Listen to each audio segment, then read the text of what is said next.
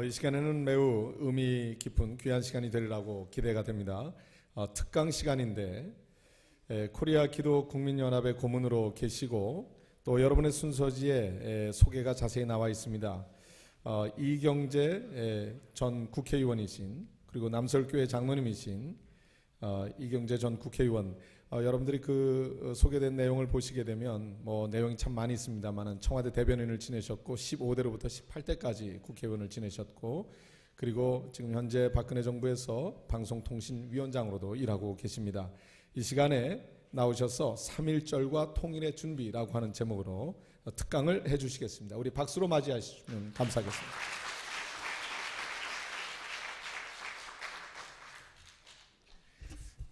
예, 장석구 회장께서 할렐루야로 인사를 드렸는데 저는 샬롬으로 인사드리겠습니다. 여러분도 함께 인사해 주시기 바랍니다. 샬롬! 예, 샬롬이란 뜻은 평화 그리고 평강을 의미하는 겁니다. 요즘에 장석구 회장께서 야단을 치셨지만은 정치권 국회에서 싸움하는 거 참 답답하실 것이고 또 북한의 핵무기 미사일로 인해서 한반도 내에서 전쟁이 일어날지 모른다는 위기가 지금 짙어지고 있는데 이런 때 평화와 평강을 비는 인사가 바로 샬롬인데 죽일 놈이 아니고 살릴 놈입니다. 샬롬. 샬롬! 옆에 분과도 샬롬 인사해 주시기 바랍니다.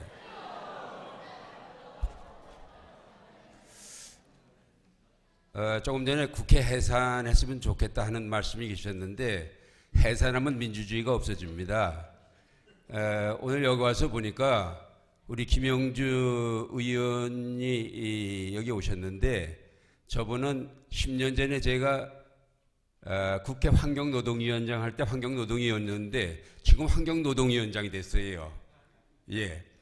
그리고 여기 박성규 후보가 오셨는데 이분은 내가 김영삼 대통령 때 초대 대변인, 청와대 대변인을 했는데 이분도 이명박 때 대변인을 했고 또 저도 문공부 차관을 지냈는데 문교부 차관을 지냈습니다. 둘 다 똑같은 제 후배들인데 제가 어떤 분이 당선됐으면 좋겠는가 한번 맞춰보실래요? 여러분 두 사람이 다 당선되게 기도해 주시기 바랍니다. 예. 오늘 3.1절을 맞아서 담임 목사님이신 김기 목사님께서 3.1절의 정신과 기독교의 역할 그리고 우리가 통일을 위해서 기도하자는 말씀이 계셨습니다. 아주 감명 깊은 말씀입니다. 저도 이 얘기를 길게 하려고 그랬더니 이미 다 말씀하셨기 때문에 요점만 하고 제가 구체적인 방향으로 좀 말씀드리려고 합니다. 우리가 3.1절을 기념하는 이유는 아까 말씀하셨듯이 일본 지배하에 우리가 항거했고 또 식민 지배에 맞서서 싸운 순국 선열들의 혼을 이어받아서 민족 자존과 자주 독립국가를 만들고 통일하자 그런 뜻으로 이런 행사를 하는 걸로 알고 있습니다. 근데 우리가 그래서 행사 때마다 틀림없이 하는 것은 순국 선열에 대한 묵념입니다. 순국 선열의 개념을 좀 정확하게 알아야 할 텐데 사실 아까 3.1절을 전후해서 그 전에도 의병이 있었고 독립군이 있었고 이분들이 전투하다가 돌아가셨거나 또 사형을 당해서 돌아가셨거나 옥사하셨거나 이런 분들을 순국 선열이라고 하고요. 독립운동을 했지만은 그때 자연사하셨거나 해방될 때까지 생존에 계셨던 분을 애국지사라고 합니다. 이거 법률적으로 좀 구별을 잘해야 되는데 이분들이 합쳐서 광복회를 구성하고 있는데 지금은 광복회 거의 97, 8%가 애국지사들의 자손들이 되어 있습니다. 그런데 우리가 순국선열에 대한 묵념을 하는데 실제 우리 순국선열들과 후손들이 과연 우리들의 제대로 대접을 받느냐 제가 요즘 법적으로 한번 좀 따져봤더니 그분들에 대한 보상 있잖아요. 연금. 이게 2대 후손까지만 되게 돼 있어요. 그렇기 때문에 이미 3.1절 전후해서 벌써 100년 전에 일어났던 그분들 자손들은 이미 그 자격이 없어져 버렸어요. 예? 그리고 그 후손들은 그 당시에 아버님들이 할아버지가 독립군에 해서 그렇게 돌아가셨거나 하신 분들 또 감시가 얼마나 심했겠어요. 그러니까 유랑주로 했기 때문에 제대로 공부도 못하고 참 고생했는데 지금까지 제일 어려운 분들이 그분들입니다. 근데 법적으로 아무런 지원이 없는 겁니다. 그리고 선절 유족회도 지금 법적으로 인정이 되지 않고 있어요. 참 우리 이거 모르셨죠? 그래서 저는 얼마 전에 선절 유족회에서 저를 자문위원장 겸 현충사 건립위원장을 좀 맡아달라 해서 1년 반 전부터 하기 시작합니다. 비로소 저도 알았어요. 그리고 순국선열 현충사가 저 독립문에 독립공원이 있습니다. 거기에 한 58평짜리가 있는데 이게 너무 작아가지고 국민들이 있는지 없는지도 잘 모르고 그러다 보니까 사람들이 찾는 사람도 없고 그러니까 대부분 거기 문을 잠궈두고 있다가 11월 17일 순국선열의 날 그때서야 좀 그 유족들을 비롯해서 독립했던 분들이 한 200여 명 모여서 추모제를 지내는 그것이 고작이었어요. 저는 그 내용을 알고 우리 이래서는 안 되겠다. 우리 국민들에게 이 순국선열 현충사에 대해서 다시 한번 의견을 좀 국민들에게 홍보할 필요가 있다. 조선일보가 마침 작년 8월 12일자로 그러한 사실을 보도를 했습니다. 정말 말은 행사마다 순국선열에 대한 묵념을 하면서도 정작 순국선열은 잊어버리고 있다.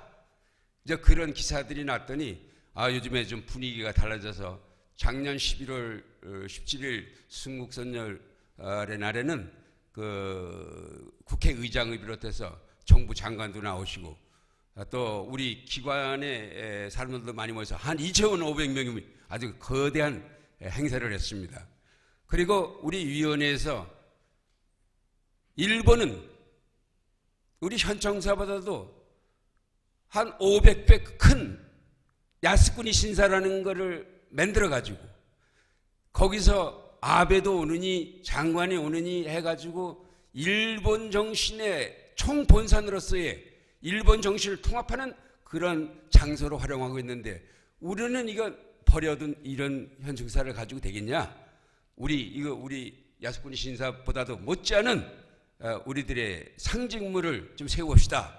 이런 건의를 정부에 드렸더니 하나님의 도우심으로 작년 6월 달에 정부에서 그래 진짜 해가지고 결정이 됐다는 것을 여러분께 보고드립니다.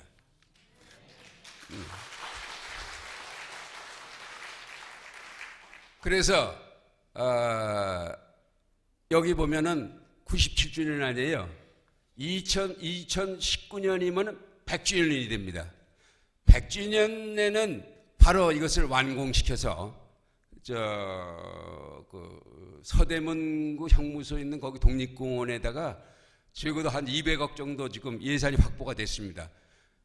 뭐 번듯하게 이제 질 거고 현충사 그러면은 저도 기독교인이라 조금 제사 지내는 것이라서 조금 꺼림칙한 부분이 있는데 추모제를 하지만은 거기는 바로 청소년들 후세들에게 순국선열의 정신을 교육하고 훈련시키는 그런 장소로 하는 독립의 전당으로 이름을 바꾸자 해서 대개 그 방향으로 갈 겁니다.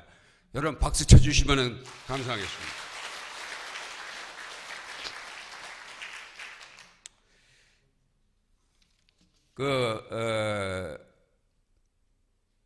한 가지 걱정되는 점은 서대문구의 독립공원에는 그 독립문, 순국선열 현충사, 순국선열 추모비, 서대필 동상 그리고 형무소 등 독립운동 사적들이 많이 있습니다.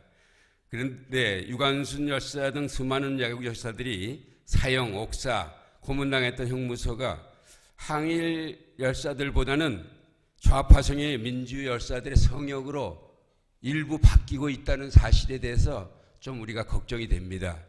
이 부분은 과거 무슨 정부에서 또는 지자체에서 그런 성향을 가진 분들이 그 단체장 기관장을 하다 보니까 그런 방향으로 되는데, 최근에도 뭐 좀 좌표 성향의 그 민족문제연구소가 거기에서 자기들이 뭘 하게 하자 해가지고 그런 추진이 되어 왔습니다. 그래서 저는 순국선열의 유족지이기 때문에 여기는 현중사 독립의 전당을 세워야 된다 해가지고 저를 맡고 있는데, 아마 이번에 그것이 성립됨으로써 명실공히 독립의 성지가 될 것이다 이렇게 생각을 합니다. 이 문제는 이 정도로 해두고요. 지난해 화두는 역시 역사 바로 세우기였습니다. 특히 좌편향된 역사 교과서를 바로잡기 위해서 정부는 국정교과서를 추진했습니다. 여기 오늘 모여 기도하고 계신 여러분들이 한 목소리로 여러 차례 뜨거운 기도를 해주신 걸로 알고 있습니다. 가장 잘못된 역사 교과서는 이승만 대통령을 친일파로 몰아버린 것입니다. 조금 전에 김규 목사님께서도 말씀해 계셨지만은 그분은 대한민국이 성립된 헌법을 제정할 때에 바로 시작할 때에 기도하세요. 그래서 기도를 시작한 분입니다. 그런데 이분이 젊었을 시절에 구한말 시대에 만민 공동회라는 거에서 나와가지고 연설을 했는데, 우리나라 독립합시다 하고 하는 바람에 이거 왕을 배척하는 게 아닌가 해가지고 감옥에 들어가게 됩니다.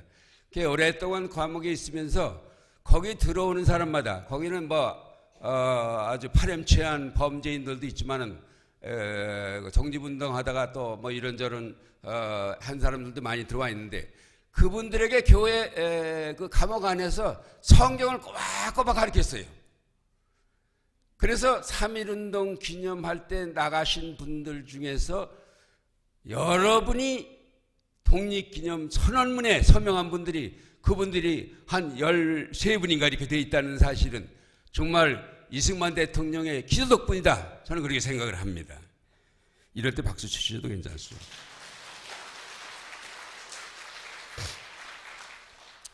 그분은 해외에 나가서 외교적으로 독립운동을 했고, 그래서 상해 임시정부에서도 그분을 주석으로 다 추대를 했었어요. 그리고 대한민국이 수립된데 제일 먼저 해양축권선이라고 하는 E라인, 옛날에 배우셨을 겁니다. 그거를 일본에 대항해서 제일 먼저 선포한 분이 그분입니다.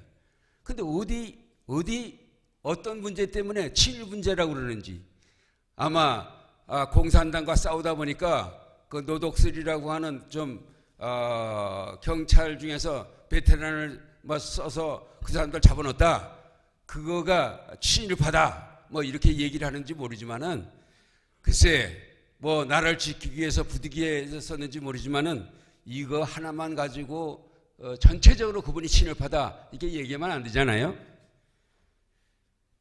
자, 이승만 대통령도 잘못은 있습니다. 후기에 4.4.5 개헌과 3.15 부정선거로 헌정사에 오점을 남긴 것은 사실입니다. 누가 말해도 그분은 그러한 헌정사의 약점이 있음에도 불구하고 자유 대한민국을 건국하고 그리고 지켜낸 선각자입니다. 재헌 의장으로서 아까 말씀드렸지만은 개로 시작을 했고 자유민주주의 제도를 확립했기 때문에 그분은 나라에 우리가 그분을 인정해야 할 것입니다. 그런데 저도 4.19 세대입니다. 1학년 때 4.19가 나가지고 앞장서서 경무대까지 갔습니다. 그분을 무너뜨리는 데 역할을 했고, 지난 50주년 기념식 때는 제가 50주년 기념사업회장도 맡았었습니다. 그러나 정말 독재자냐? 북한에 김정인 요즘 보지 않습니까? 김일성, 김정일, 김정은 3대 세습 독재. 뭐 친척이고 자기 측근이고 아무도 모르게 총살로 처형해버리고 하는 이 세계 최악의 이 인권 국가를 두고 누가 누구를 독재 국가로 얘기하는 겁니까? 그래도 이승만 대통령은 그래도 신사적인 독재입니다. 저는 독재와 관련해서 박정희 대통령도 그러한 비판을 많이 받습니다. 저는 동아일보 기자로서 유신 체제에 대해서 굉장히 비판을 많이 한 사람이고 신동아 연재도 했고 그것이 책으로 나와서 유신국 때라는 책을 만들었습니다. 그럼에도 불구하고 박정희 대통령은 단군 이래 가난했던 우리나라를 세계 10대 경제대국으로 키웠고 공산주의로부터 나라를 지켜냈습니다. 그것을 바탕으로 증거가 둔 민주주의의 토대를 만들었으니까 2차 대전 후 신생 135개국 가운데 산업화와 민주화를 일으킨 가장 성공한 나라가 대한민국이라는 것은 누구도 부인할 수가 없습니다.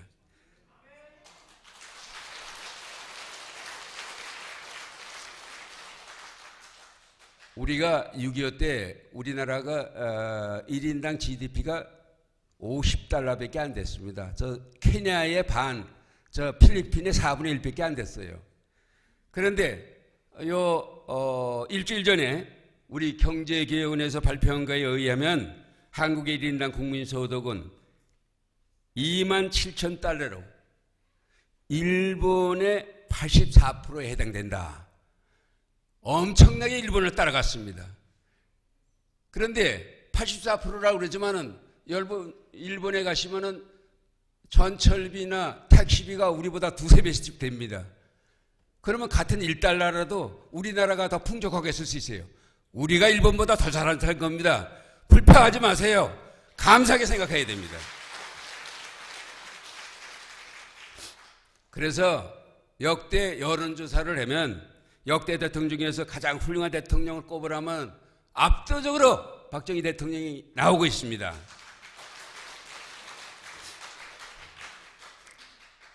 저는 기자로서 역사를 기록하는 사람으로서 그분이 잘못된 점은 제가 기록을 하고 있고 역사에 남겼습니다. 그러나 어떤 일면만을 부각시켜서 그게 전부인 양 얘기해서는 안 됩니다. 역사의 인물에는 공과 가가 있기 마련입니다. 중국의 모택동은 문화혁명을 통해서 몇 천만을 죽였습니다. 그러나 모택동으로부터 박해를 받았던 등소평이 자기가 집권하고 난 다음에 모택동을 추방하고 배척을 해야 할 텐데 아니다. 이분은 그럼에도 불구하고 중국을 통일하고 오늘날 중국을 있게 한 인물이기 때문에 우리가 추앙해야 된다. 그래서 중국의 국부로 내세워가지고 오늘날 중국이 그래도 안정되게 발전시키는 토대를 마련한 겁니다. 그분은 07과삼이라는 말을 합니다. 공이 7이고 과가 3. 이 정도면 우리가 추앙해줘야 된다. 여러분, 의인은 없느냐 하나도 없다고 성경 말씀이 있습니다. 인간들은 과가 없는 사람이 하나도 없습니다. 그러니까 우리는 흑백으로 나누지 말고 공평하게 공이 얼마고 과가 얼마고 해서 역사적인 것으로 추앙할 분은 추앙하고 해야지 딱 10개 중에 하나만 까마도 저 까매라라 이렇게 해서는 안 됩니다. 저는 역사평가를 이렇게 객관적으로 균형 있게 형평성 있게 해야 된다고 이렇게 생각을 하고 그런 의미에서 박정희 대통령도 추앙돼야 된다 이렇게 생각하고 있습니다.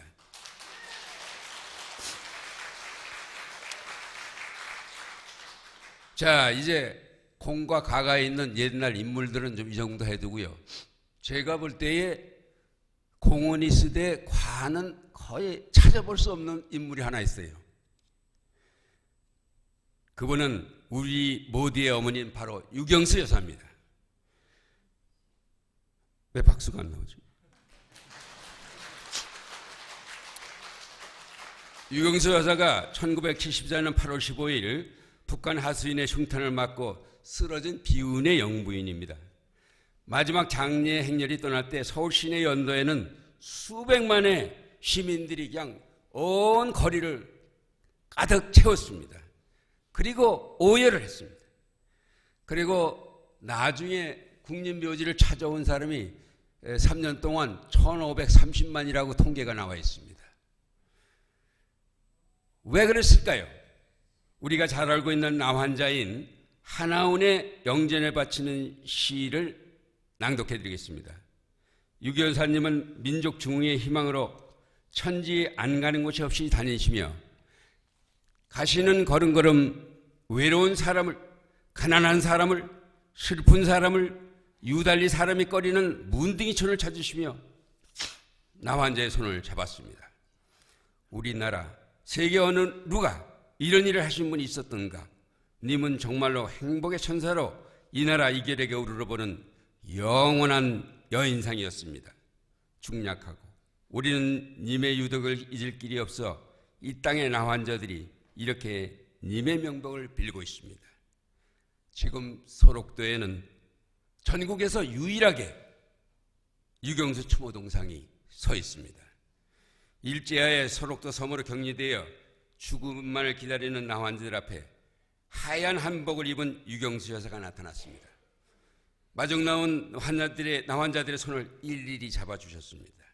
살점이 손마디가 떨어진, 그래서 누구도 그 손을 만지기를 꺼리는 그 손을 스스럼없이 모두 다 만져주셨습니다. 그리고 다과장에서 어떤 환자가 깎아주는 사과를 덥석 물고는 아유 맛있네요, 그렇게 웃으면서 답변하셨습니다. 마침 옆에 코를 흘리는 나환자촌 어린이가 있었어요. 버쩍 들어앉아서 내가 코를 닦아줄게. 그 핸드백에서 하얀 손수건을 꺼내서 코를 닦아줬습니다.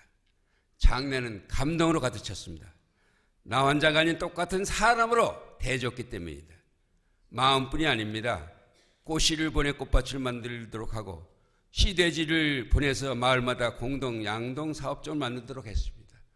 문둥이들인데 목욕하라고 목욕탕도 지어줬습니다. 이 정부 예산이 아니고 봉사단체를 만들어서 모금하고 자기들이 노력해서 돈 벌어가지고 보낸 겁니다. 그때까지 죽음만을 기다리겠던 나환자촌에 처음으로 의료기관을 세웠습니다. 요거 일주일 전에 제가 YTN을 보니까 일본 사람들이 나환자들을 소록도에 가다 놓고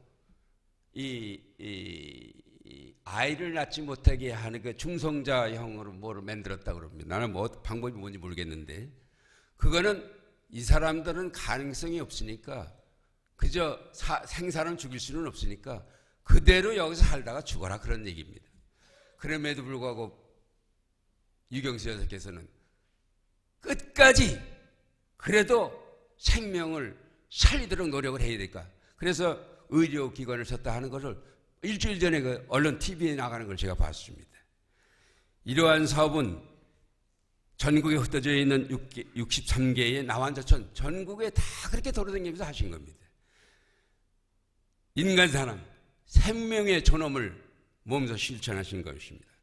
나환자만이 아닙니다. 이천도 난민촌에서 아이를 낳고 먹을 것이 없어서 산모가 굶고 있다는 보도를 본 유경수 여사께서 비서 한 사람만 데리고 난민촌을 찾아갔습니다.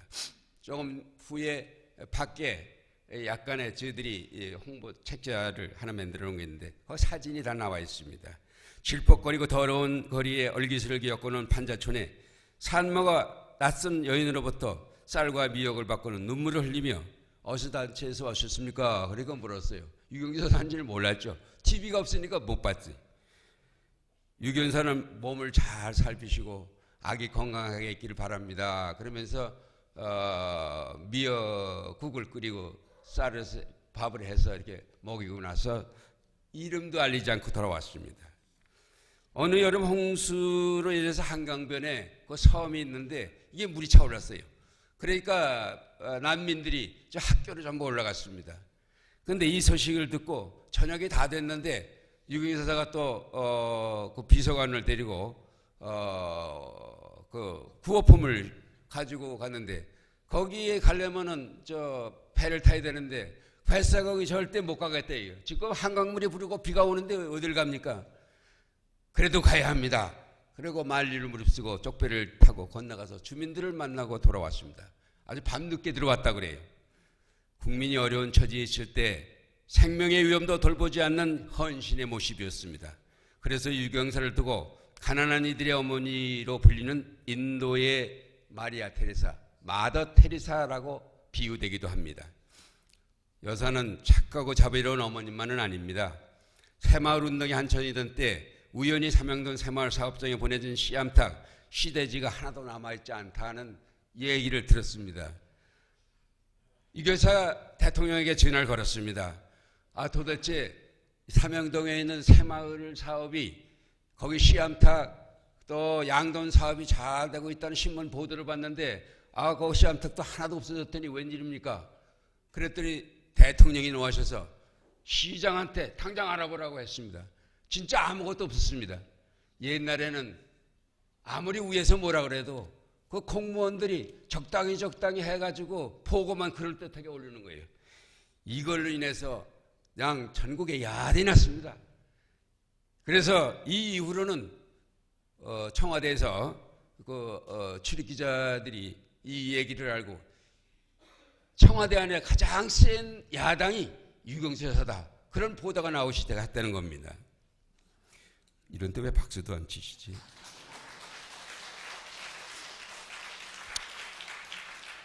유경수 여사의 삶은 몇 권의 책이라도 모자랍니다. 저는 반대편에 있었기 때문에 잘 몰랐습니다. 최근에 이 일을 맡으면서 제가 책을 읽어보니까 정말 너무 감동적이었습니다. 그런데 이렇게 국민 모두가 사랑하고 존경하는 어머니였는데 갑자기 74년 광복절 행사장에서 박정희 대통령을 쏘려고 그러다 잘못해가지고 유경수 여사가 맞아서 돌아가셨습니다. 사랑하는 어머니를 잃은 비통함에 온 국민들이 울부짖었습니다. 더위 같은 비열한 방법으로 무력 통일을 꾀하는 북한의 행태에 분노하고 분단의 아픔을 실감했던 겁니다. 그러나 이렇게 온 국민의 상경과 사랑을 받는 유교사가 우리 곁을 떠난 지 40여 년이 지났지만 서록도 외에는 지금까지 휴무동산 하나도 없다는 사실은 이거 아무도 모릅니다. 믿기지가 않지요. 광복절 경축사에서 그것도 공식 행사장의 순직입니다. 그런데 정부도 국민도 아직도 아무런 생각을 안고 있습니다. 마음속으로는 그분을 존경하면서도 선뜻 나서지 못해요. 아마도 이것은 정치적인 이유, 좌우 이념 대결의 과정에서 누구도 선뜻 얘기하기 어렵기 때문에 그런 거 아닌가. 그러나 이제 우리는 더 이상 기다릴 수 없다. 우리는 세워야 되겠다. 그래서 지난 연말에 90주년 생신을 기해해서 우리가 창립대회를 갖고 나섰습니다. 우리 존경하는 김정한 목사님, 그리고 한기총 회장인 이용훈 목사님, 그리고 고려연합회장 조일래 목사님, 소광승 목사님도 여기에 참여하셨습니다. 3월 4일 날 국회 조찬기도회가 있었는데요. 그 소광승 목사님이 설교 중에 이런 말씀하세요. 그분이 호남에서 어렵게 자라셨는데 저는 유경수 여사를 잘 모르는데 사실은 참 저 시골 두메 산골의 조그맣게 학교에 매달 어깨동무라고 하는 유경수 여사가 발행하는 그런 잡지가 와서 그거를 읽어보고 꿈에 부풀었다는 거예요. 희망을 줬다는 거예요. 하나님의 도움도 있으셨지만 그 책도 자기에게 큰 힘을 줬다는 겁니다. 저는 우리 어린이를 사랑해서 저 어린이회관, 서울의 남산 어린이회관, 또 저 부산의 어린이회관, 어린이들을 위한 자비가 많습니다. 하여튼 우리는 이 추모동 세우는 것은 정치 이념을 떠나 큰 의미가 두 가지 있다고 생각합니다. 첫째는 저는 어느 대통령의 영부인이기 때문에 그러자는 게 아닙니다. 순순히 한 인간으로서, 여성으로서 어려운 시절 모든 사람을 사랑하고 헌신한 그 거룩한 삶은 우리 역사에 길이 잃을 만한 여인상이라는 점입니다. 둘째, 북에서 보낸 하수인의 흉탄에 우리 곁을 떠나셨지만 분단의 아픔을 치유하면서 통일의 전단계로서 또는 통일 후에도 북한 주민들을 보듬고 안아주는 유경수 정신을 되살려야 한다는 점입니다. 이러한 국민의 정신 없이는 통일은 축복이 아니라 재앙이 될 것입니다. 그런 의미에서 오늘 기도하는 여러분들께서도 바로 지금 자칫 잘못하면 전쟁이 터서 아마 통일이 굴러올지도 모릅니다. 그러나 이러한 우리 국민들의 따뜻한 보듬는 마음, 보듬는 헌신이 없다면 이것은 남북 국민들 간의 대립과 살상이 그 안에서 내부적으로 일어나서 이것은 재앙이 될 것이라는 것을 다시 한번 말씀드립니다. 오늘 3.1절을 맞아서 통일 기도의 자리에서 유교용서 추모동산을 건립하자는 호소는 바로 통일을 바라보는 우리의 기도가 되어야 한다, 이렇게 말씀드리고 싶습니다.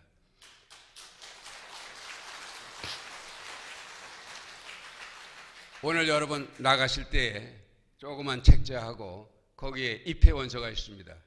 저희들은 기업의 돈을 받지 않기로 했습니다. 그래서 사립 법인으로 만들면은 면세를 해주고 이렇게 하는데 현직 대통령 어머니니까 그냥 막 낼런지도 모릅니다. 우리는 그건 사양하고 국민 하나하나가 그분이 좋아하는 목련꽃, 그리고 박정희 대통령이 부인을 나의 백목련 이렇게 말씀하시니까 백목련 한 송이를 저 국립극장 추모동산에 심는 마음으로 여러분 꽃 한 송이씩 보내주시면 감사하겠습니다. 여러분 감사합니다.